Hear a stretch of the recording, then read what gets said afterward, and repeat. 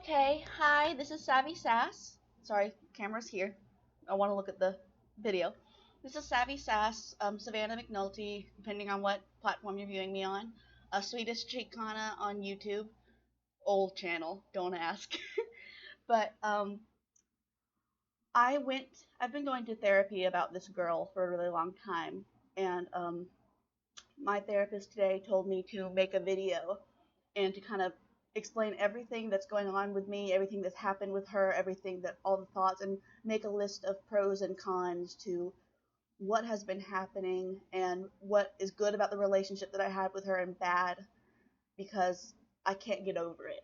It's really hard and it was abusive, and so, sometimes it's just hard to move on from an abusive relationship. And I feel like people need to hear this, not only because they need to hear the side of the story that I'm making posts about, or I did make posts about, and I'm trying not to, but because it's important as a victim of something to be able to speak your mind and be relatable to other people, so that other people know that you're not alone when they're going through these things.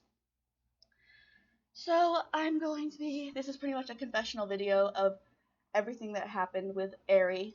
Her name's Ari, by the way. Her name's Ariagna, Elena, Cabriles, Duran.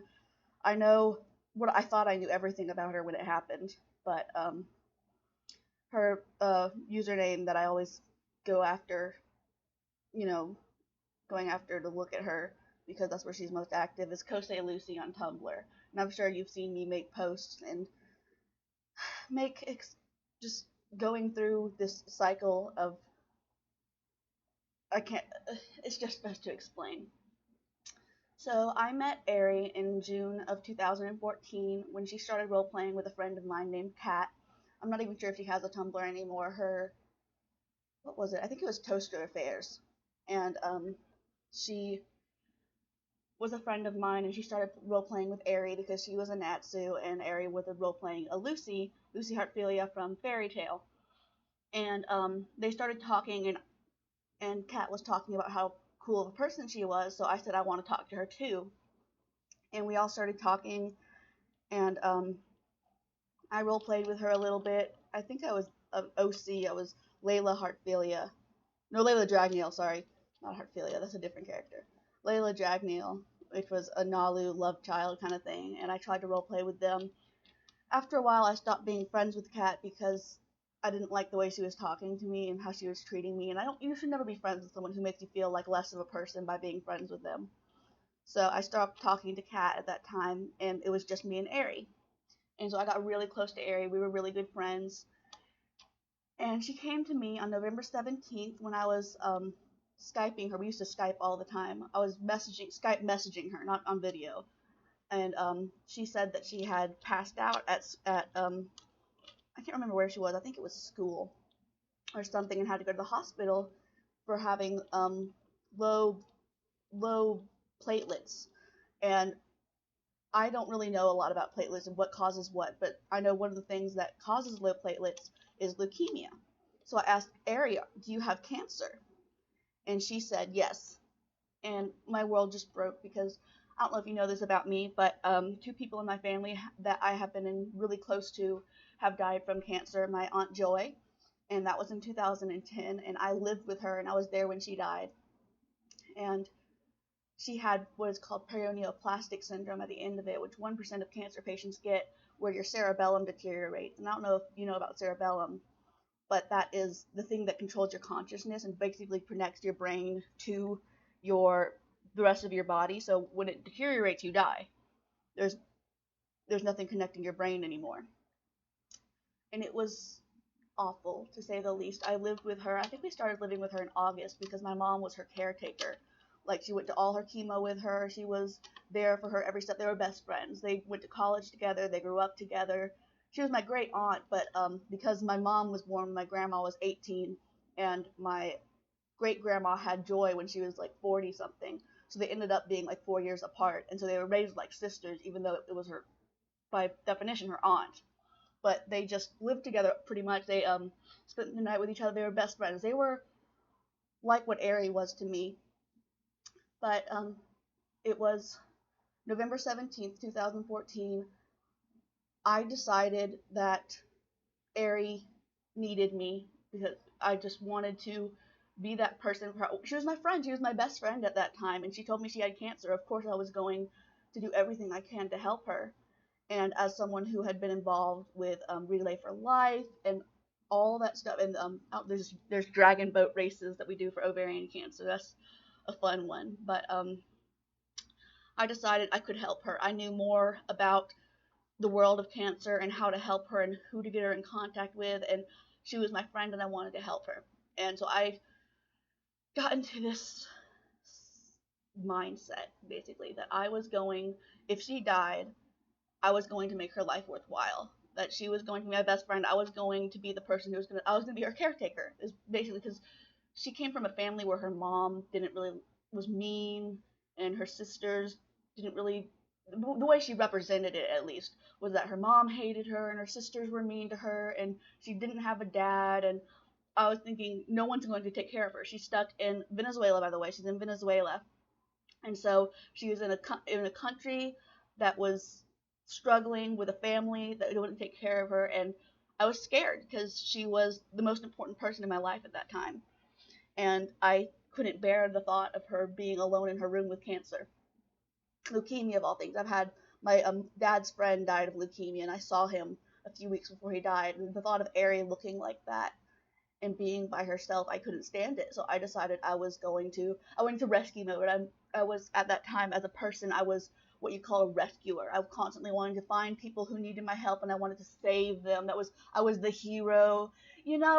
There's just certain things. My mom's like that too. She's a nurse. It kind of helped her become a nurse because she wanted to help people. That's just a part of who she is. It's part of who I am. We help people. It's not good sometimes. I mean, it's great. Being a helpful person is great, but sometimes it really backfires and you attract bad people. And that's what happened here. Is that Ari said she had cancer, and then she said she claimed she was going to go back and tell me that she was lying, but I offered to start a fundraiser for her and to send her things to help her feel better. And she said she was desperate for money and stuff, so she let the lie continue, is what she claimed. And so until February 20th or 21st, I can't remember the exact date, 2015, she convinced me she had cancer. And we Skype called, and she convinced my family she had cancer. Well, apparently my family didn't fall for it and didn't believe her.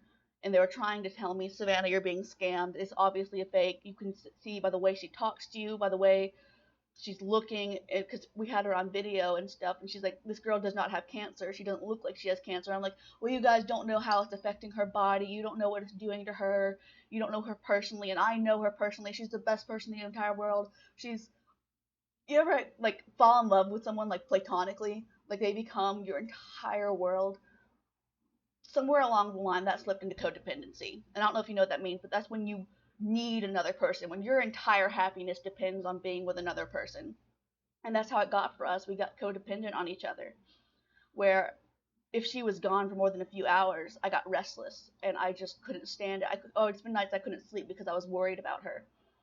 And this went on for, November 17th, December 17th, January, February, so 3 months and 3 days, or 4 days, depending on, I can't remember if it was the 21st or the 20th. I'm pretty sure it was the 20th, though.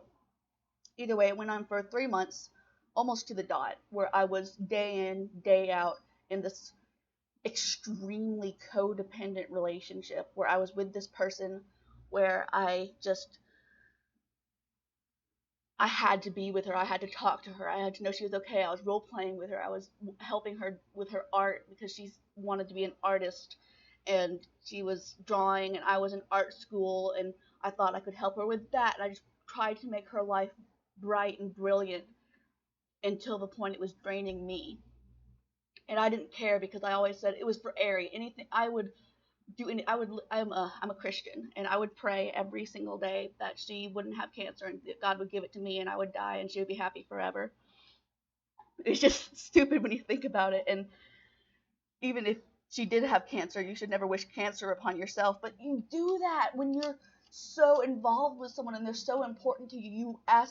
You pray to anything that will, you get desperate and you just do anything you can to make them better, anything you think that will help make them better. So I just prayed to God remember being in the shower and just crying, begging God to make me sick instead of her.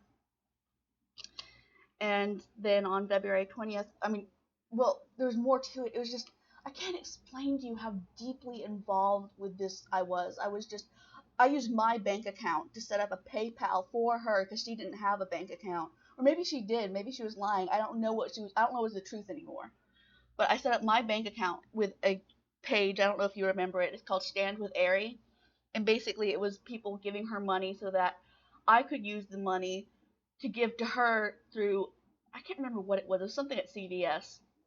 But she never took straight up money, which was always weird to me. She always demanded I buy. Well, she didn't really demand. She just suggested, because everything just seemed so like it was me helping her. It was never like she was pushing it. Like I never felt like, hello Kiki, this is my cat who keeps moving the computer. Forgive me. I never really felt like she was over here. She made it seem like it was such an easy and right thing to do, and it was never even a question of what was going on. I never stopped and thought maybe this is weird, because she made it seem like such a smooth transition and such an easy thing to do, and she would want stuff instead of money. And so I started looking for things. I think, what would I want if I had cancer? So I sent her things that comforted me, because I am mentally disabled. And at the time, I was just in a hard spot in general, because my friend had cancer. Of course I was in a hard spot. But I would think, what makes me happy, and send them to her. And it was just, I sent her a heating pad, and because it was late, it was November, December, it was supposed to be getting cold, the only time of the year it's even remotely cold in Venezuela. So I sent her a heating pad, I sent her some pajamas, I sent her an iPod, because I figured she could listen to music while she's doing her chemo, and I figured she could, if we got internet on it, she could video call me during the chemo, so that we could be together, and I could sit with her through it, because I basically became her caretaker. Even though I wasn't next to her, I was her caretaker. And one time she set up a fake chemo one time, where she had sound effects. I think it was like beeping. I don't know. She had something, and she had the video turned off, saying she was too embarrassed by how she looked with the wires to turn on the video, and she just sat on the other end of the screen, pretending to be in a chemo treatment place, pretending to be in a hospital. I woke up at 6 a.m. that day to be with her, and I had my brother there. This is part of the thing I really regret, is I brought my brother into the room to talk to her, because my brother wanted to see who I was talking to, and the girl that had cancer that I was talking about, that I was trying to help, and he wanted to help her too, because he was young at the time. I think he was, let's see, if he's 15 now, 3 years ago he was 12. Well, actually no, because it's 2017, he was 13. He had turned 13. And he was there with me when Joy died, and he wanted to help this person. And we also had another aunt who died. Her name was Meth. And we weren't as involved with her because we didn't live with her, but we were there both with her the second she died. We watched her take her last breath, and we were both trying to help. And she sat there and she started crying, saying she was in pain and that it was hurting. And I started singing to her, and I read to her books, and we watched this Christmas movie because it was around Christmas time. And she pretended that she was passing out all the time, and that she was going to work even though she was sick. I don't even know if she ever had a job. I don't really know. It was some waitress job. And basically just went through this time where I was trying to help her, and she was not sick at all. It wasn't like that. She wasn't sick. Sorry, I'm trying to make sure my microphone is in the right spot. And so, like I said, February 20th, I was out with some friends, and she was supposed to have her last chemo on the 27th, and I had taken off work that day. I worked at Witch, and I had asked for the day off so I could be there and watch her during her last chemo and sit with her and celebrate with her. And every time she had chemo, we would draw the fairy tale symbol on our hands, like Lucy does. And I would send a picture of all the people I'd gathered to sit and were supporting her. I had Brittany, my sister, Jackson, my mom. All of us would wear these fairy tale symbols on our hands the day she was supposed to get chemo. And I would send her pictures, and she didn't have chemo because she didn't have cancer. But on the 20th, I had made a post on Facebook, and her mom had gotten to know me because she had seen Ari talking to this person, and she said, "Who are you talking to?" And Ari kind of explained, "This is Savannah."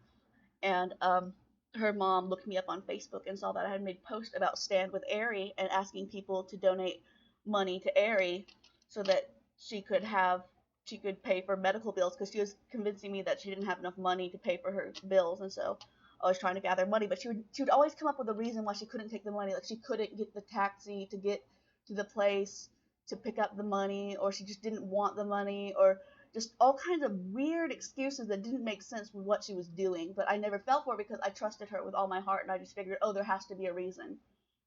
Obviously, it's not weird because it's Ari and I trust her. And then I went. Sorry, I'm trying to remember all this. It was, like I said, it was 2014. It's 2017 now, and I'm still dealing with this. But on the 20th, I was out with my friends at this restaurant called Azteca. It was somewhere I've been going since I was little, singing karaoke. We were singing One Direction, and I was with this friend who had warned me about Ari before, saying that she was faking, and I told her, "You're wrong. That's not true. Let's not talk about this anymore." And Ari Skyped me saying, sent me a message saying she had something important to tell me. And I tried to message her back, and she didn't respond, and I got worried. And then all of a sudden she video called me, and so I called her, and all her family there, her sisters were there, her mom was there, and she was sitting there, and she was red-eyed, and she said, "Savannah, I don't have cancer. I've never had cancer. I've been lying. I just wanted the money because my family is in trouble," and blah, blah, blah, coming up with all kinds of reasons why she would fake cancer and take money from me. And I didn't believe her at first. I was like, "Yeah, right, your family's just making you say this because they're evil people," because she had convinced me they were straight up evil. And so I started messaging her saying, "Is this a trick? Is this a trick?" And she looked at the message and said, "No, this isn't a trick." And I didn't know what to do. I mean, what do you do? What do you do when something like that happens? So I was in the bathroom just in awe, didn't know what to say, and I just said, "Well, I'm sorry to hear that." Like, okay, that's a response. And I said, "I won't press charges. I believe you. I forgive you. We'll figure this out." Just typical. I don't even know. I wanted her to be okay, and at that moment, all that mattered was she was okay. And I just I went out of the bathroom and I told my friend. I said, "Ari doesn't have cancer." And my other friend was with me, Nicole, and she probably doesn't even remember this. This was one of the first nights we met. She didn't even know me. She was just Desi's friend. And she was there with us, and she just said, who doesn't have cancer?" And I said, "Ari." And Desi just looked at me, and she's like, "I'm so sorry," because she knew it, and she tried to tell me, and I didn't listen to her. And I said, "I want to go home. I don't want to be here. I don't want to be out. I want to go home." And they convinced me to stay out, saying, "You need people right now. You need to be with somebody. You can't go home and just dwell on this. Stay with us. We'll help you. We'll help you get through this. Let's sing some songs. Let's eat some food. We'll all be okay." And basically got me through the initial shock of it. And I love them for that. Nicole's now my best friend. I haven't seen Desi in a while because she moved. But Nicole is just amazing, and she's with me, and she's putting up with me right now. I've been talking to her about what's been going on, and she doesn't understand what's going on, but she understands that it's important to me and that it's hurting me. And I love her for that. So shout out to Nicole. Um, so that was when I realized it was fake, and I went. The first thing I did, I said, "I'm going to delete her. I'm going to never talk to her again." And then I did the typical. That's when I realized I didn't realize I was in trouble, but I went back to her. And I said, "I forgive you. As long as you've changed as a person, we can get through this. We can still be friends. I still love you. You're still the most important person in my life. and went crawling back to her. What does that sound like? My therapist today said it's just like it's someone who's been abused and been in a situation where they've been convinced. It's just like it was an abusive relationship. I went crawling back to my abuser because people do that, and I started saying I forgive her. There's nothing wrong. We can still be friends. And it was almost like Stockholm syndrome, where I went crawling back and started defending her actions, saying I forgive her and it's okay now and nothing's wrong, and kept on coming back and wanting to be friends. And I realized it wasn't going to work after a few months. I was like, I'm angry at her. I can't explain to her that I'm angry at her. I can't not be angry at her. This isn't right. And I kept on sensing that she was saying things that were untrue. Like she claimed she did have leukemia when she was a baby, and that's how she knew so much. But her sister said she had never had cancer, and all these things just started not adding up.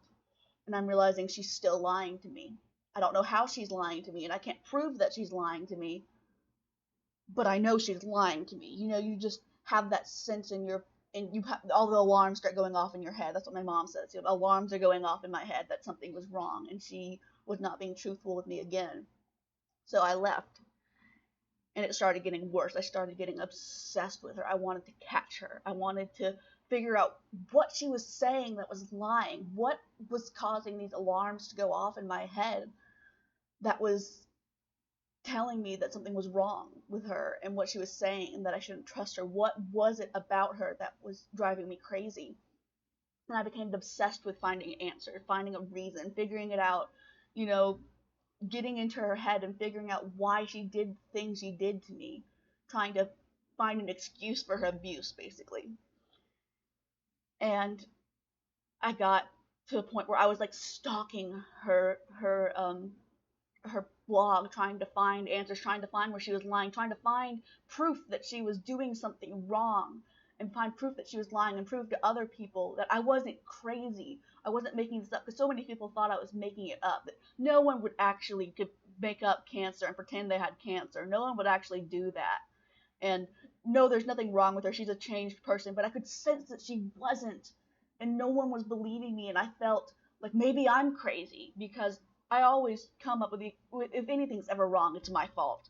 That's always how I come up with it. So there had to be something. Either I was crazy or she was doing something wrong, and I wanted to catch her. And I also wanted to talk to her. So then I just went through this cycle of me catching her saying something that was wrong, something that didn't make sense, and calling her out on it. And she'd be like, stop calling me out on it. And I'd be like, but it's not right. And I was just trying to catch her to prove to people she wasn't who she said she was, and I'm not insane, and I'm not just doing this for fun. There was something wrong, and no one was catching it, and it was just this sense of me needing to bring justice, and I don't need to bring justice. It's not my job to bring justice. And I've had people explain that to me so many times, but I felt like if there's anybody who can catch her, it's me, because I know her, because I know everything about her. I mean, I know her. I have her address memorized. I know her birth date. I know who she was originally. She was a Pokemon role player. I know about when she broke her leg. I know about the scars on her legs. And I know about the time she said she got shot, and she claims she was shot in a protest. And I know about those scars. I know so much about her that I thought I knew her. But at the same time, so much of that could have been a lie. Maybe I don't know her. I don't know. And I don't think I ever will. But I got to this point where I needed to catch her. So last January, I think it was, she started begging for money online, saying that she had created a PayPal, and that I think it was her computer needed help. She had problems with her computer or something. And she claimed that she made a ton of money all at once. And I said she was scamming people, because she begged me for money before, and she didn't use it on the things she said she was going to use it. She said she was going to use it for cancer. She didn't have cancer. So obviously this isn't right. Obviously there's a problem. Obviously she's scamming them again. Obviously. And then she started saying that she was making tons of money from the donations, like thousands of dollars. I'm like, that's not possible.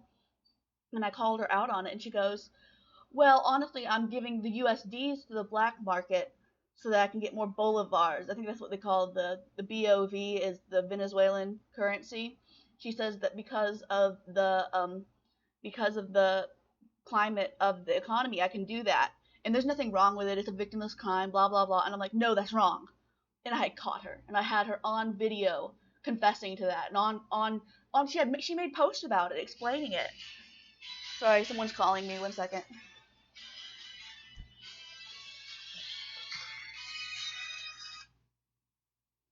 But so I had caught her doing something illegal. I finally had proof she was doing something wrong. And I jumped on it and I said, you need to delete your accounts, because if you don't delete your accounts, I'm going to sue you for doing all these horrible things. And she said, you can't do that. You can't make me do that. And I said, you have to. Otherwise, I'm going. And because part of me didn't want. Part of me still wanted to be friends with her. Part of me believed we could still make it up, and everything was going to be okay, and that we could get through this. So it's just this small, itsy bitsy part of me deep inside wanted to go back to that codependent relationship, because it was addictive. If you've ever been in a relationship where it's codependent, you don't let go. It's so hard to let go. So I kept on warning her. That's what I was doing. I was warning her, saying, I'm going to do it. I'm going to do it. You need to stop. You need to stop. Almost harassing her, warning her, because I wanted to not do it. I wanted her to stop so I wouldn't have to. I wanted to negotiate, basically, because somewhere in me I wanted her to be okay. And I didn't want to do anything bad. Because it wasn't bad to tell the truth, but because it would hurt her, I thought it was bad. And so I got on her family. I contacted her mom on Facebook and her sister, saying, I need your help to stop her so I don't have to do this to her. And I started saying that my mom made me do it. And honestly, my mom didn't know anything about it. That was me trying to cover up, because I got scared and it was wrong and I shouldn't have done that. I should have just owned up to my doing this, saying that it was me doing it. I was just scared of what I had to do and I didn't want to do it. But part of me did, because part of me wanted to see her get in trouble. I wanted justice. What's the word? Vindication? I don't know. I wanted to be validated in what I was doing. And so her sister called me and said, you can't do this. And I said, but what, she's doing illegal? And they all said, well, we do it too. It's not a big deal. And I started saying, well, then it's for cancer, because I just wanted a reason for her to stop. And they said fine, and they deleted her accounts. And everyone was so mad at me, saying, you did this to her, this is all your fault. But I was like, but I'm trying to negotiate so I don't put her in jail. But it didn't stop. And she remade her accounts, and I just said, fine, this is over. I'm not doing this anymore. I'm done. I quit.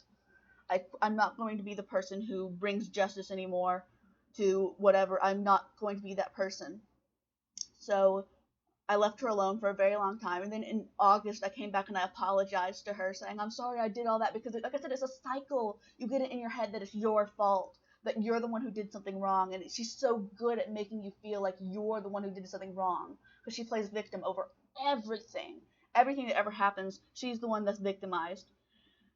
And I tried to apologize to her, and she said it's okay, and almost tried to drag me back into it. It was really weird. I can't really remember a lot of that, because I was in a almost like a high state of mania, because I'm bipolar, and that's why I had apologized, because I was in a weird spot where I was trying to fix everything I'd ever done that was wrong, because I was in this manic state where I needed to fix every problem I ever had.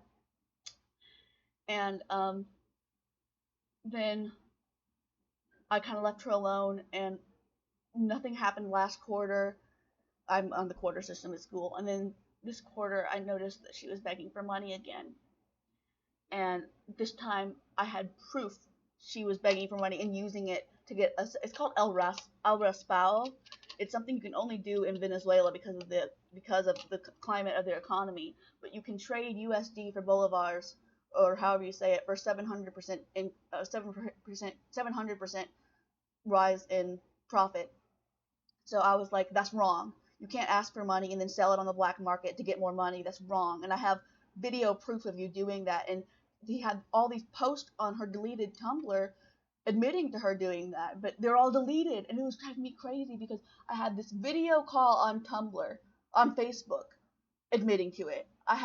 She had posts of her publicly admitting to it on Tumblr, yet she was still saying it's not true. I'm like, you already admitted to this. Why would you say it's not true? And she won't talk to me anymore. She won't message me, none of that.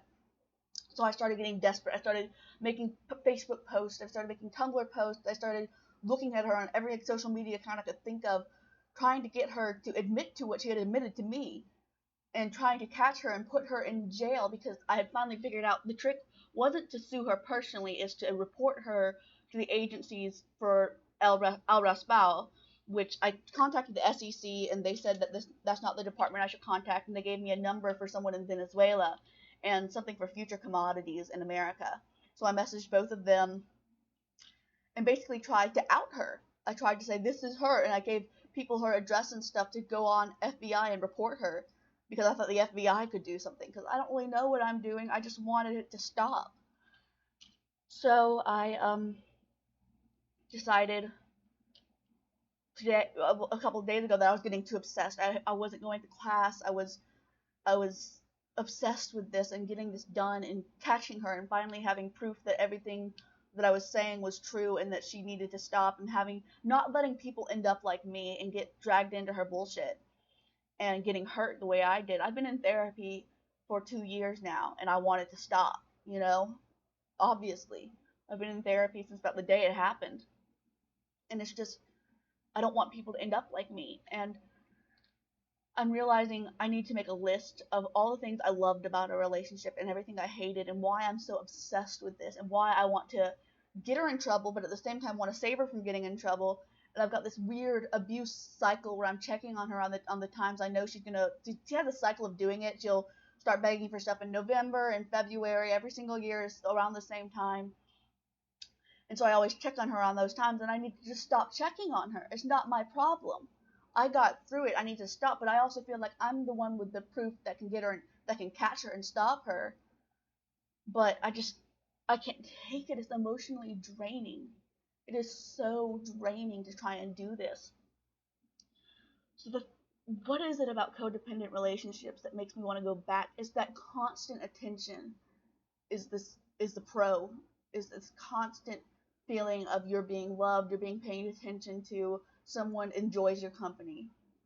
And what else was there? It was just this feeling that you're not alone.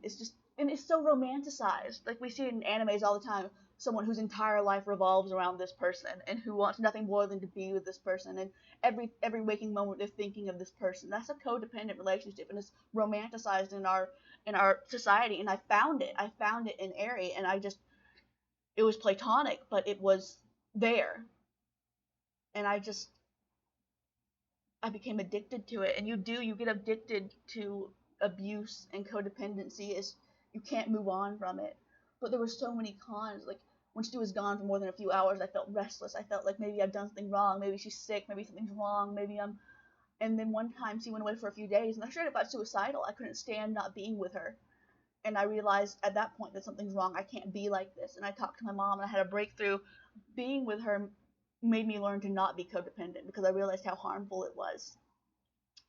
Because even when she hadn't even admitted to having cancer at that point, I just realized what we had was toxic, and I couldn't figure out why. And it was just because I was so obsessed with being her friend and being with her every waking moment and talking to her every hour of the day. I would go to sleep and wake up in the middle of the night and check her text to make sure she wasn't texting me, because I wanted to talk to her. And it was just this obsession that's transferred over into me looking to catch her, because I wanted to make sure that she didn't get away with it. And it needs to stop. And it's just, if you're feeling this way, you're not alone. If you're feeling in any relationship some sort of codependent or in an abusive cycle where you're just constantly going back like a drug, like you need it and it's bad for you, but you can't stop it. I'm constantly checking her blog. I had to install a blocker, and I can just so easily disable it and just check her blog again. She's not even posting about me. Why should I even care? But it's just like a drug. It's so easy to push enter. It's so easy, and but you feel awful every time you do it. there's nothing good about it. Working doesn't help, but you do it anyways because you're addicted to it. It's this cycle that needs to stop. So if anyone's feeling this way or understands how I feel, I understand where you're at, and I support you, and we can get through this. And I guess that's all I've got to say. I mean, it's been 35 minutes of me just ranting about what happened. I just need to be I need to be over. And this is kind of what my therapist put it as. It's a funeral for the relationship. This is everything I know, everything put into words. Is There's probably more that I'm forgetting, but it's hard to think about. It's hard to go through to think about the things and the abuse you've been through and the hard times you've had. But you need to do it, and it needs to be done. You need to put a cap on it. That's what she said. Just put a cap on it, Savannah. You need to move on with your life. You can't spend, because there's a good chance she'll never go to jail. She'll never get caught. She will do this for the rest of her life, and I could spend the rest of my life chasing her, and it needs to stop. And if you're in the same place, you need to stop. It needs to be over. So thank you for listening to me go on and on about this. I hope that if you need to message me, you will. I'm not turning off anons or anything like that. Just talk to me about anything you see on here. So I'm going to go ahead and go. But thank you so much for paying attention and listening to me. Please leave a comment, leave me a message, whatever you need to do. Thank you.